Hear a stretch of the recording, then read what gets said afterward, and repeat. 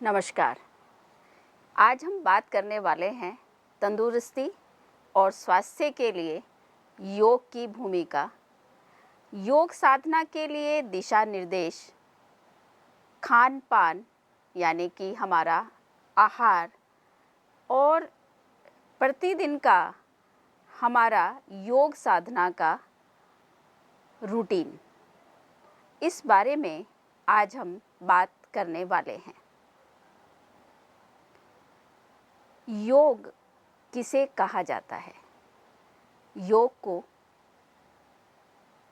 हम बहुत सुनते आ रहे हैं, करते आ रहे हैं। योग के बहुत सारे अंगों का अभ्यास हम करते आ रहे हैं।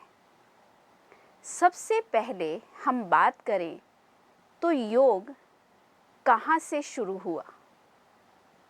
योग को परम तत्व परम शिव ने भगवान हिरण्यागर्भ को ज्ञान दिया।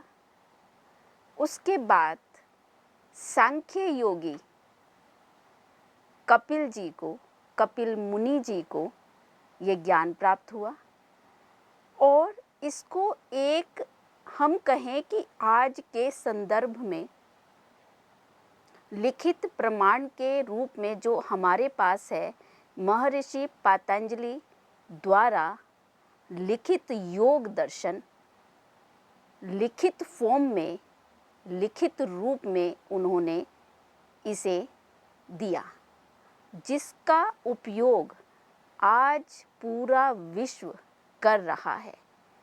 और उसमें से भी सबसे ज़्यादा उपयोग किया जा रहा है अष्टांग योग का।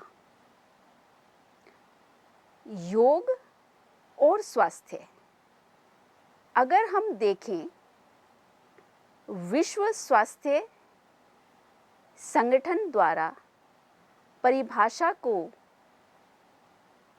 जाने तो हमें पता लगेगा कि केवल रोगों से दूर रहना ही स्वास्थ्य नहीं है, तंदुरुस्ती नहीं है,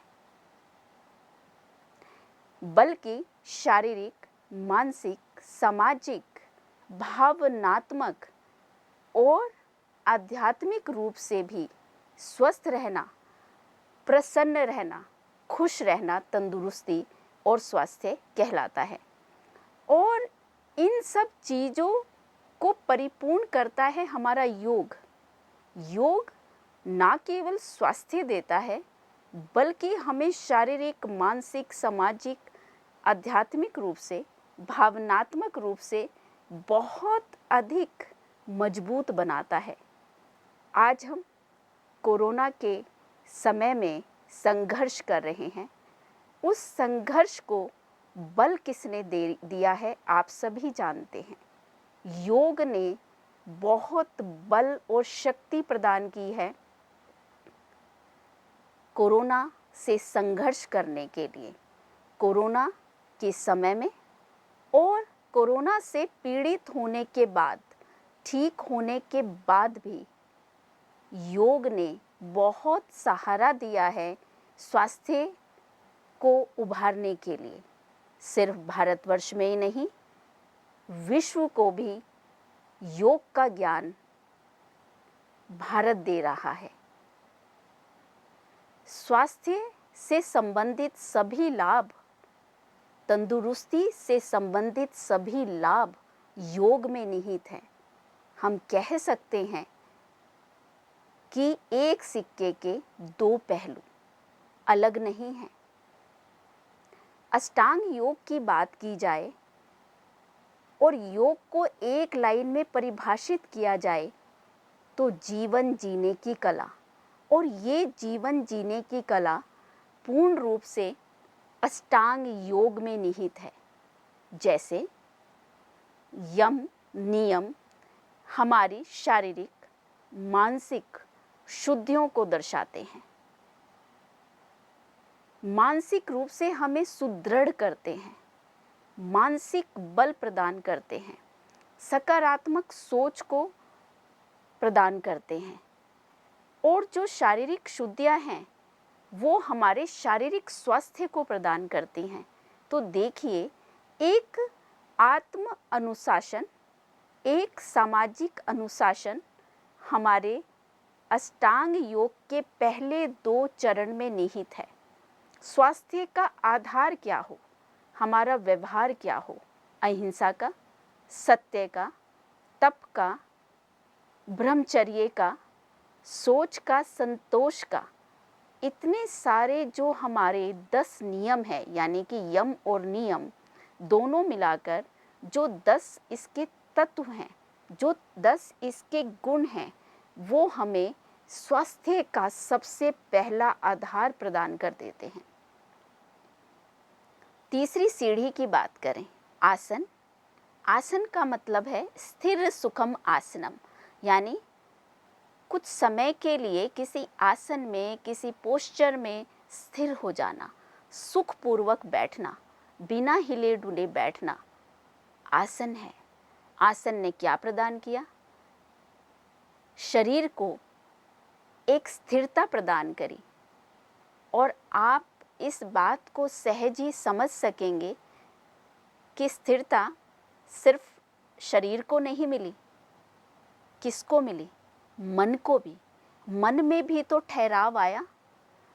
आसन सिर्फ स्थिरता नहीं दे रहा, मन को ठहराव भी दे रहा है, और साथ में रोगों से दूर करने की शक्ति प्रदान कर रहा है। आसन से ही योग को जाना जा रहा है। सबसे बड़ी बात ये है, आसन के बहुत सारी प्रतियोगिताएं होती हैं। आसन को हम रोगों से दूर रहने के लिए उपयोग करते हैं। बहुत सारी बीमारियों का इससे इलाज होता है। आसन हमारे शरीर को लचीलापन देता है और बहुत सारी एनर्जी भी देता है, ऊर्जा भी देता है। इसके बाद आता है प्राणायाम। प्राण का आयाम करना। प्राण, यहाँ पर हम प्राण से मतलब लेंगे ऑक्सीजन से। कोरोना के समय में प्राणायाम ने लोगों को जिंदा रखा है।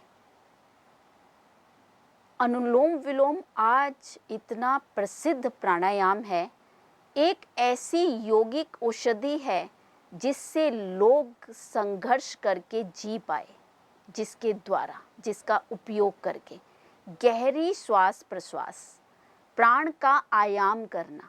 आप देखेंगे जैसे ही हम ऑक्सीजन का नाम लेते हैं तो एक साइंटिफिक नेम है, दैट इज ऑक्सीजन। अगर हम इसी को प्राण वायु कह दें तो कितनी पावर आ जाती है, हमारी प्रतिरोधक क्षमता बढ़ जाती है। कोरोना के समय में, पैंडेमिक में, महामारी के समय में जब ऑक्सीजन की बात आई, ऑक्सीजन सिलेंडर्स कम पड़ गए, हॉस्पिटल्स में भीड़ हो गई, प्राणायाम एक ऐसे रूप में आया, भगवान के रूप में, लोगों की पावर बढ़ाने के लिए कि उससे फेफड़ों की बहुत ज़्यादा शक्ति बढ़ी। शक्ति बढ़ने से फ़ायदा ये हुआ कि हम ऑक्सीजन सिलेंडर पर हमारा जो निर्भरता है वो ख़त्म हुई। तो प्राणायाम का एक बहुत अहम रोल है, ना केवल प्रतिरोधक क्षमता बढ़ाने में, बल्कि मानसिक रूप से स्ट्रॉन्ग करने में, शारीरिक क्षमता को बढ़ाने में, आत्मबल, आत्म विकास को पुष्ट करने में प्राणायाम का बहुत ज़्यादा महत्व है। आने वाले समय में, और इस समय में हमने जाना कि जब सारी औषधियाँ काम नहीं कर रही तो एक योग ने बहुत कुछ हमें दिया, आयुर्वेद ने बहुत कुछ दिया, साथ में हमारे प्राणायाम ने बहुत कुछ दिया। प्राणायाम के बाद आता है प्रत्याहार। प्रत्याह मतलब उल्टा। अब उल्टा किसे करें? आहार को। तो आहार किसका है? तो हम कह सकते हैं कि भोजन। अब भोजन कौन सा है? खाने वाला भोजन की तो बात है ही, उसको उल्टा कैसे करेंगे? तो ये आहार है हमारी इंद्रियों का, हमारी सेंसेस का। जब हम यम, नियम, आसन, प्राणायाम की सीढ़ी तक आ गए तो अगला चरण हमारा आया प्रत्याहार। यहाँ तक हमारे जो इंद्रियां हैं हमारे वश में होना शुरू हो जाती हैं। इंद्रियों को कंट्रोल में करना ही, यानी इंद्रियों को विषयों से, थोड़ा विषय कौन से हो गए जहाँ पर हमारा मन लगता है, जहाँ पर मन हमारा डाइवर्ट हो जाता है, वहाँ से उसको हटा के कंट्रोल में करना, काबू में करना, प्रत्याहार। आप स्वास्थ्य को देखिए, बच्चे को छोटेपन से हम बड़ा करते हैं, यम नियम की शिक्षा देते हैं, आसन स्टेबिलिटी दे रहा है ना, परिपक्वता आ रही है, प्राणायाम उसको पुष्ट कर रहा है, प्रतिरोधक इम्यूनिटी शक्ति उसकी बढ़ रही है, मन काबू में आ रहा है। एक चंचल मन से मन को सीख देने का शुरू हुआ, जैसे हम बच्चे को बड़ा कर रहे हैं। स्वास्थ्य को देखिए, तंदुरुस्ती को देखिए, सकारात्मकता देखिए। अष्टांग योग की स्वास्थ्य से गहरा गहरा संबंध है इसका। प्रत्याहार तक हमारी सेंसेस कंट्रोल हुई, यानी बच्चे की चंचलता हमारी काबू में आ चुकी है, और उसे एक दिशा देने के लिए हम गुरुकुल भेजते हैं, हम स्कूल भेजते हैं। किस लिए? शिक्षा के लिए, शिक्षा के लिए। प्रत्याहार, सेंसेस कंट्रोल हो गई। धारणा, स्कूल भेजा है हमने, इसको हम अपने जीवन से जोड़ रहे हैं, इसको हम अपनी जनरेशन से जोड़ रहे हैं। अष्टांग योग को अगर हर बच्चा समझ ले, हर घर का व्यक्ति समझ ले, तो समाज सुधरेगा, देश सुधरेगा, देश का स्वास्थ्य अच्छा होगा, तंदुरुस्ती अच्छी होगी, स्वास्थ्य अच्छा होगा, हम खुश रहेंगे। तो देखिए, जैसे ही हम बच्चे के उदाहरण से इसको समझा रहे हैं कि बच्चा स्कूल गया, धारणा क्या हुई? धार लिया मन में कि बच्चा 4-5 साल का होगा, उसे पहली कक्षा में जाना ही है। धारणा आप धारते हैं, आप किसी ना किसी ईश्वर को, गुरु को, परिवार में अपने माता पिता को धारते हैं। हम उनकी रिस्पेक्ट करते हैं, हम उनकी आज्ञा मानते हैं। कोई कठिनाई समस्याएं आती हैं, हम अपने टीचर से बात करते हैं, गुरु से बात करते हैं, और कुछ भी ना समझ आए तो एकांत में बैठ के ईश्वर को याद करते हैं, उनसे कुछ गुफ्तगू करते हैं, उनसे बातें करते हैं, और उनके सामने हम शेयर करते हैं। तो धारणा क्या हुई? जैसे ही बच्चे को आपने पहली कक्षा में भेजा कि मुझे ये बनाना है, इस स्कूल में जाना है, इसी प्रकार से आध्यात्मिक रूप से योग के अंदर जब मानसिक शांति के लिए हम एक शब्द, एक गुरु, एक नाम जप को चुन लेते हैं, उसको कहते हैं धारणा। धार लिया। बच्चे को आपने क्या कराना है? साइंस दिलानी है, कॉमर्स दिलानी है, कला दिलानी है, यानी आर्ट्स दिलाना है, उसको क्या बनाना है हमने, ये डिसाइड है। नहीं डिसाइड करेंगे तो बच्चा कोई डिग्री ही नहीं ले पाएगा। देखिए, ये हमारी लाइफ का हमारा बिल्कुल लिखा हुआ चीज़ है कि बच्चा पैदा होगा, स्कूल जाएगा, डिग्री लेगा और आगे पढ़ेगा, अचीव करेगा। तो यही चीज़ तो हमारी लाइफ की है कि हमारे जीवन का एम क्या है? आत्मा से परमात्मा का मिलन। वो दिखाई नहीं देगा, एक्सपीरियंस करना है उस सुख को, स्वास्थ्य को। ईश्वर स्वास्थ्य में निहित है, ईश्वर तंदुरुस्ती में निहित है, ईश्वर योग में निहित है। योग हमें बता रहा है कि ईश्वर यानी वो सुख, वो सुखद क्षण, वही है ईश्वर। उससे मिलन कैसा हो? अष्टांग योग में यम से लेकर समाधि तक ये निहित है। ऐसा नहीं है कि समाधि तपस्वी ने करनी है और एकांत में जाकर के बैठ जाना है और तप कर लेना है। हर क्षण, हर पल हम तप करेंगे।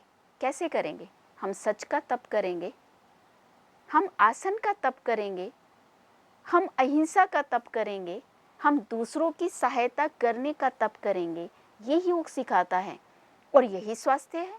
यही चीज़ें हमें सकारात्मकता देती हैं, यही चीज़ें हमें स्वास्थ्य देती हैं, यही चीज़ें हमारी आत्मा को संतुष्टि भी देती हैं।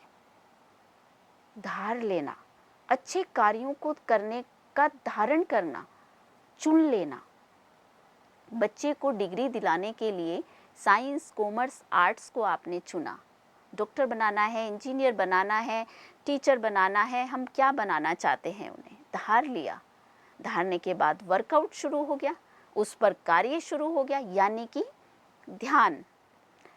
मैं कहती हूँ योग को समझाना और समझना है तो बहुत उसका चिंतन करना पड़ेगा, और हर पल हर क्षण योग को हमें अपने जीवन में लगातार सोच सोच के उतारना होगा। योग इज़ एवरीवेयर, योग हर जगह है, हर कार्य में है, हमारी शांति में, हमारी सकारात्मकता में। ध्यान शुरू हो गया। बच्चे ने 10वीं की, 10वीं के अंदर है ना, उसको आपने साइंस दिला दी, कुछ भी दिलाया, उस पर वो पढ़ रहा है, कंसंट्रेट कर रहा है, ध्यान कर रहा है। 12वीं के बाद उसे जो डिग्री मिली, या बीए के बाद, ग्रेजुएशन के बाद जो उसकी डिग्री आई, उसने इन 3 सालों में या 5 सालों में क्या किया था? अब तक ध्यान किया था। जो उसकी पढ़ाई है, जो उसकी स्टडी है, वो क्या है? वो उसका ध्यान था, उसका तप था। सोचने की बात है, वो तप ही तो कर रहा है, वो अध्ययन कर रहा है, वो अपना समय दे रहा है। आप उसे नरिश कर रहे हैं, आप भी तप कर रहे हैं। आपने धारण किया, बच्चे को चूज कराया, आपने उसको ध्यान में, अध्ययन में हेल्प करी। आप भी ध्यान कर रहे हैं, बच्चा भी ध्यान कर रहा है। जिस समय वो डिग्री उसके हाथ में आती है, वो उसकी समाधि है, अचीवमेंट, जो उसे फल प्राप्त हुआ। ऐसे ही जब ईश्वर का जप हम करते हैं, एक नाम जप मैंने चूज किया, मैंने धारण किया, जैसे कोई भी गुरु को मैंने माना, कोई भी जप मैंने शुरू किया और डेली उस पर जप करती हूँ, तो मुझे क्या मिलता है? आत्म संतुष्टि, आत्मज्ञान, आत्मबल, आत्म खुशी, आत्म प्रसन्नता और स्वास्थ्य। तो ये मेरे लिए क्या है? मेरे लिए यही ईश्वर है, ये संतुष्टि। तो बच्चे की संतुष्टि कहाँ हुई? जब उसकी डिग्री फल स्वरूप उसके हाथ में आ गई, वो बड़ा खुश हुआ, ये मेरी डिग्री है। वो खुशी जो उसे मिली, योग में इसे कहते हैं समाधि। हमने तप किया, जो संतुष्टि हमें मिली, एक क्षण के लिए हम खो गए, हम भूल गए कौन हमारे आसपास है, एक क्षण के लिए ठहराव आ गया विचारों का। ये क्या था? ये आभास, ये अनुभव ही समाधि है। तो देखिए, अगर योग को हम जानने की कोशिश करें स्वास्थ्य के रूप में, उसके रोल को जानने की कोशिश करें तंदुरुस्ती के लिए, स्वास्थ्य के लिए, उसकी भूमिका को जानें, तो योग को दिन प्रतिदिन के रूटीन में अपनाना होगा। साथ में बच्चों की पढ़ाई, उनका अध्ययन, आगे की डिग्री, क्योंकि बच्चा तो एक डिग्री छोड़ेगा दूसरी लेगा। हर पल योग है, हर पल अष्टांग योग है, हर पल की समाधि है। बार बार ऐसी डिग्री आएंगी, बार बार अचीवमेंट आएंगी, बार बार समाधि की स्टेज आएगी। तो सिर्फ एक बार योग कर लेना ही योग नहीं है, हर पल हर क्षण का योग है। और तभी इसको हम आज रिलेट करें, इसको कहाँ पे रिलेट करें?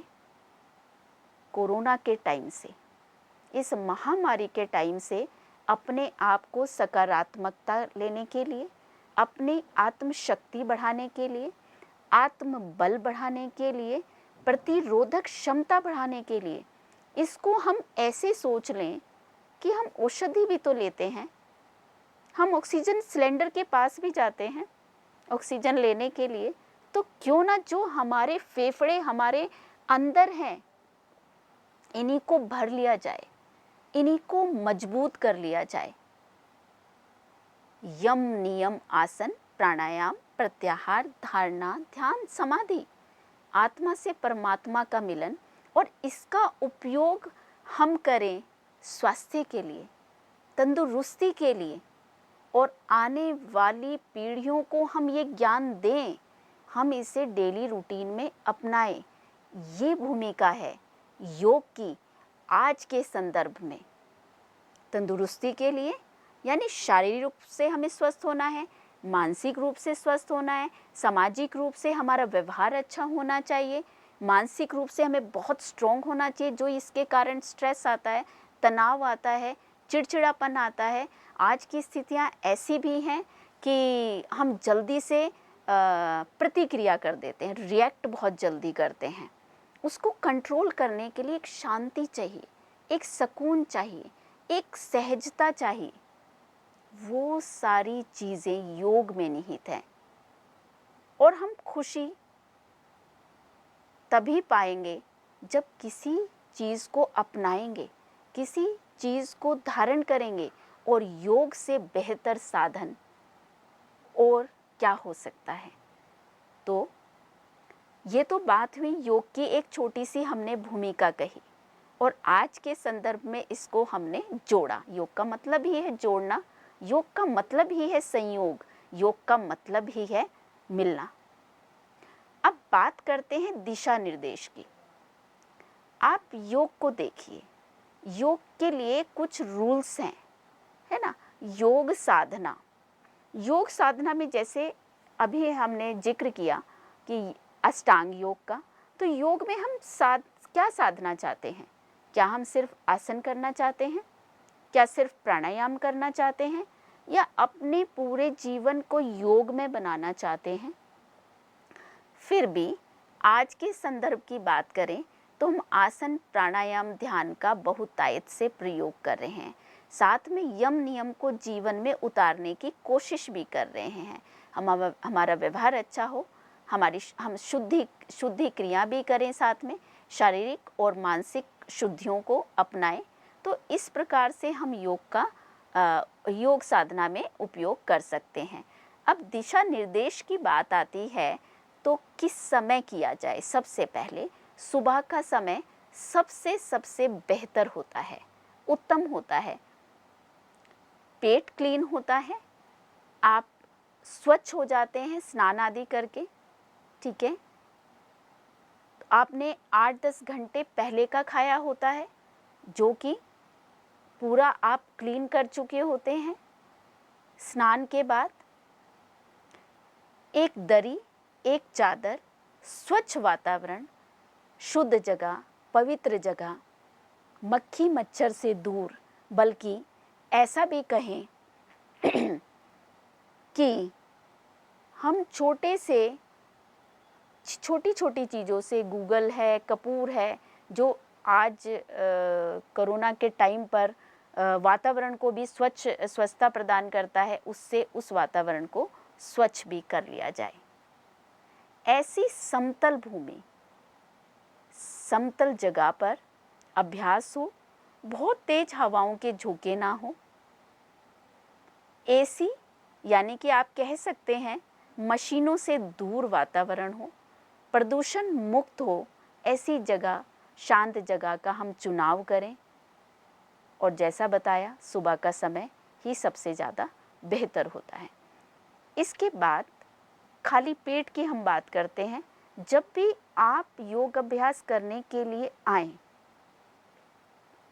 आप कम से कम 1 गिलास कोसा पानी पी करके ज़रूर आएं, क्योंकि जब भी मैं अभी आसन की पर्टिकुलर बात कर रहे हैं हम लोग, है ना, आसन की, प्राणायाम की। हम जब भी कोई ना कोई अभ्यास करते हैं, सूक्ष्म व्यायाम करते हैं, आसन करते हैं, प्राणायाम करते हैं, तो उसमें हमारा कम से कम 45 मिनट से 1 घंटा, सवा घंटा लग जाता है।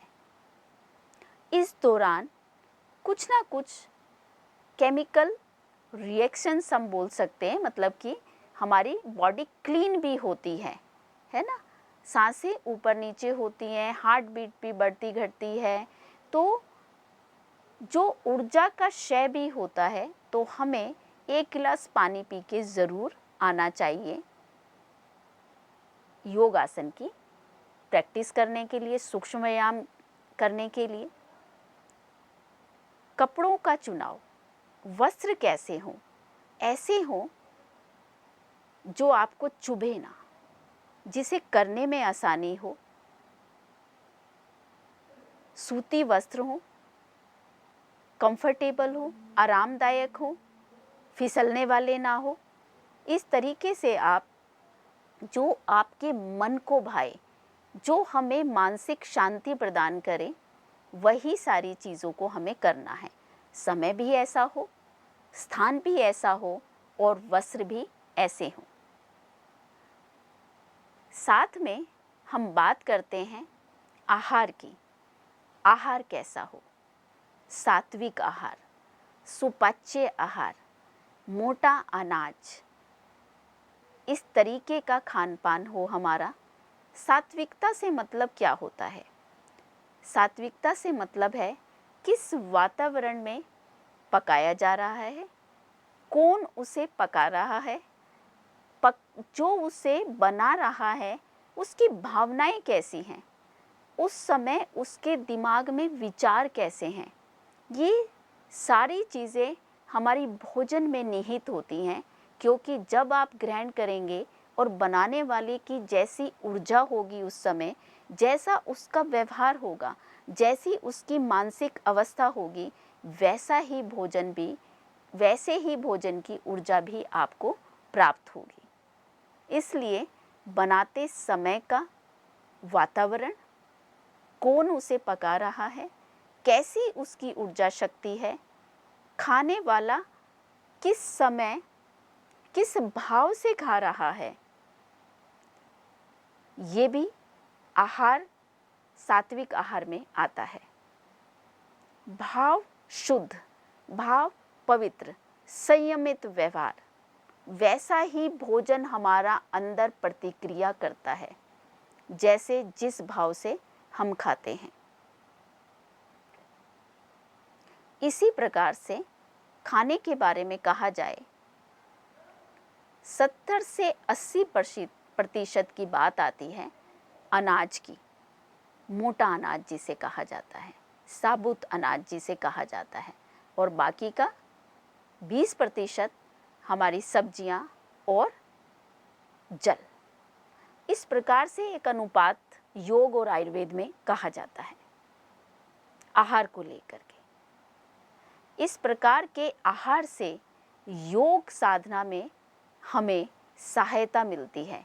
आप योग साधना के लिए और भी ज़्यादा अच्छे तरीके से तैयार हो जाते हैं। और खाने को कहा जाता है, योग और आयुर्वेद में दोनों में ही कहा जाता है कि पीने वाली चीज़ को खाया जाए, पीने वाली चीज़ को खाया जाए और खाने वाली चीज़ को पिया जाए। यानी एक मिठास होनी चाहिए जब हम खाते हैं, मीठा खाना। अब आप कहेंगे मीठा खाना कैसे? यानी जब हमने मोटे अनाज की बात करी, साबुत अनाज की बात करी, इनको चबा चबा करके पतला बनाया जाए पेय पदार्थ के रूप में, खाने वाली चीज़ को जल बना दो, यानी पीने योग्य बना दो। तो जब आप इस अनाज को, जो भी आप खाना खा रहे हैं, इसको चबा चबा के खाएंगे तो उसमें एक मिठास आती है। ये बात आप भी अच्छे से ज़रूर जानते होंगे।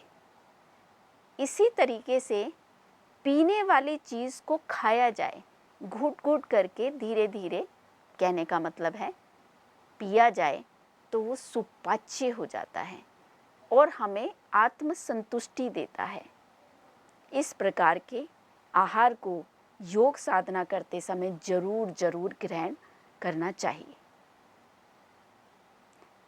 आइए अब हम बात करते हैं